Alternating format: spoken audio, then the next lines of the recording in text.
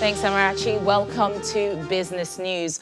Oil prices surged about 4% today following confirmation by the Pentagon that Iran's top military commander was killed in a U.S. airstrike in Iraq, raising concerns of an armed confrontation in the Middle East.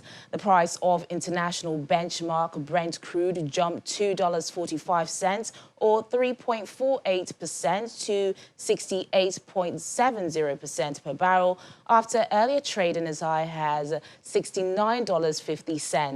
Similarly, the U.S. WTI crude, which had earlier reached a 9-month high of $64.09, rose by 3.2% to $63.16 per barrel. Iran, which is the world's 5th largest oil producer and OPEC member, has faced economic sanctions from several countries, including the U.S., while escalating tensions between Washington and Tehran has sent oil price higher in recent times. Now, Nigerian consumers' overall outlook was positive in the fourth quarter of 2019 as consumers were optimistic in their outlook. According to the Central Bank's Consumer Expectation Survey report released today, the respondents also had a positive outlook for the first quarter of 2020 and the upcoming months of the year. However, the report shows that majority of consumers believe that the next 12 months would not be an ideal time to purchase big-ticket items like motor vehicles and house and lot. At the same time, most respondents expect the naira to remain unchanged, inflation rate to rise and borrowing rate to fall this year. In anticipation of upward movement in prices of food and other household needs, savings, purchase of houses, appliances, consumer durables, and education. Now, the stock market ends Friday's trading session with new highs for the first 2 trading days of 2020 as gains by 4 Tier 1 lender lift the NSE banking sector index by more than 2%. Layo Adegoke tells us more.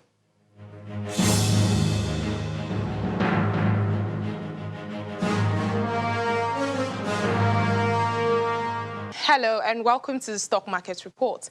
It's just 2 days into the start of trading in the new year at the equities market, but investors sustained the previous bullish sentiment into the close of Friday's session. In what could be best described as the January effect, the stock market's main index climbed further by 0.38%, few steps closer to the 27,000 higher level, while the equities cap crossed the 13 trillion naira value after gaining 49 billion naira on sustained bargain hunting. Traders and analysts attribute Friday's positive performance to the flight by investors from the developed markets to the emerging markets following uncertainties over tensions between the U.S. and Iran. Meanwhile, the share price of Niger Insurance, which is the major contributor to more than 600 million shares traded today, tops a list of 22 gainers with a 10% increase, while Omatek leads a pack of 13 losers, down by 10%. Well, that's it on the Stock Market Report. I'm Layo Adegoke. And that's Business News tonight. Thank you so much for watching. I'm Teniola Shubowale. Back to you, Amarachi. Thanks, Teniola. If you're in Lagos, you may have noticed a change in weather. It's become colder lately. It's also extremely cold up north. Jos Plateau State forecast reading of 7 degrees Celsius today. Our correspondents in the northern zones tell us what it has been like all through today. Here in Kano, it is 15 degrees Celsius as Kano residents woke up to a foggy and extremely cold weather. Some people are still outside on the streets. Let's talk to them. How did you fare today with the weather in Kano? Well, this is really bad. Today's weather is different. Not like yesterday, but it has really increased. Many people could not even take their bath today. Most especially me, I have to take my water back inside and warm it before taking my bath for my own safety. Today's weather is different. Yeah, I would say the weather today is not like the normal day. It's extremely cold, whereby even to went out for work is so very difficult. But as time goes on, people begin to have courage before they're able to go out and have day being done. It didn't look like a normal day today in Kano as the roads were looking scanty with everyone shielded in caps and socks. It is a rare sight to behold in Kano. Emperor, tell us, what is the weather like in Mina? Mina, as well as other parts of Niger State, has been extremely cold for the past 4 days. The current weather condition shows there is a shift from what is normal. Here, people are forced to dress in thick clothes, and most people are forced to stay indoor early enough. Many people believe the change in weather condition could be attributed to the long raining season in 2019, which lasted up until November. From Mina in Niger State, Emperor Simon, Channel Television News. Wow, freezing temperatures up north. Wonder what that's like. The U.S. is set to deploy thousands of additional troops to the Middle East following tension over airstrikes killing Iran's military commander, Qasem Soleimani. The troops are expected to be pulled from the immediate response force of the 82nd Airborne Division, which had been placed on prepare to deploy orders. Juliana Olainka has more in Around the World in 5. Good evening from the Channel's newsroom in London. The international community has called for calm and restraint following the death of Iranian Major General Qasem Soleimani. The senior commander was killed in a US airstrike on his convoy at Baghdad International Airport. His death was authorized by US President Donald Trump and, according to the Pentagon, was a deterrent to planned attacks on Americans across the region.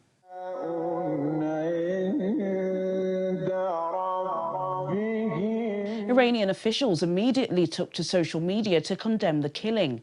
Iranian President Hassan Rouhani tweeted, "The flag of General Soleimani in defense of the country's territorial integrity and the fight against terrorism and extremism in the region will be raised, and the path of resistance to US excesses will continue. The great nation of Iran will take revenge of this heinous crime."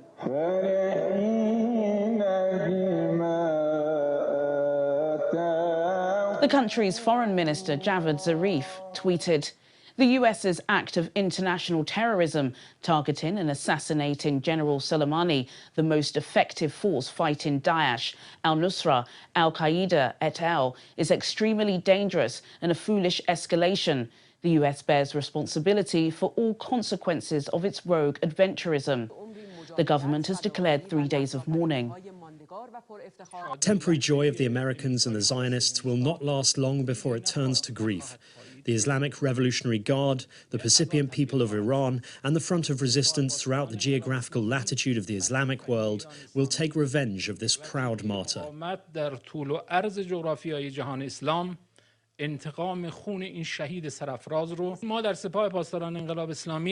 The IRGC was saddened after we heard this news, but our will to take revenge from the criminal US and occupying Zionists will become stronger.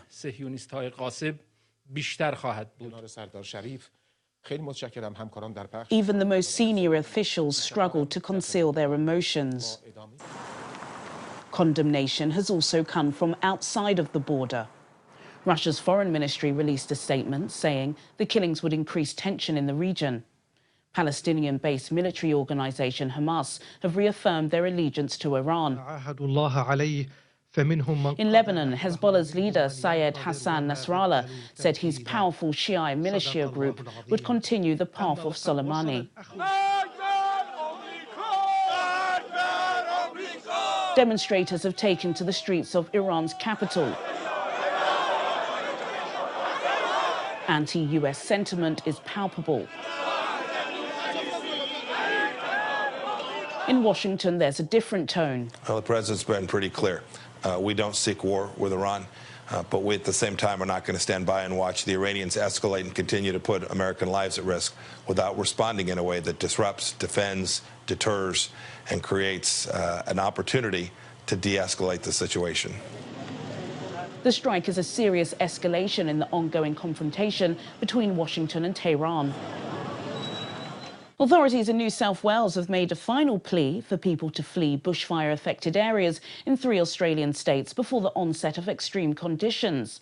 This comes as these dramatic images have been released showing the bravery of firefighters tackling the wildfires. The country is fighting one of its worst bushfire seasons on record. fueled by record-breaking temperatures and months of severe drought. Forecasters have predicted temperatures in the mid-40s on Saturday for some parts of southeast Australia. The fire danger will be increased by strong winds. A company that operates private jets in Turkey has said fugitive businessman Carlos Ghosn used 2 of its planes to illegally flee Japan. The revelation comes after a spokesperson for the country's interior ministry announced a full investigation is to be launched into Ghosn's passage through Istanbul en route to Lebanon. M&G Jet said it had filed a criminal complaint over the incident, a day after Turkish police detained 7 people, including 4 pilots. And finally, tourists have been treated to snow, mist and a sea of clouds, blending together to form a picturesque landscape over the Lushan Mountain of East China's Yangtze province. The massive clouds flowed from the direction of the Daishan Mountain and then poured into the bottom of the mountain valley, carried by the wind. Tourists from all over the world are being spoiled as the snowy scenery is likely to last through until next month, with the best snow season lasting about 30 days a year. And that's your international news around the world in 5.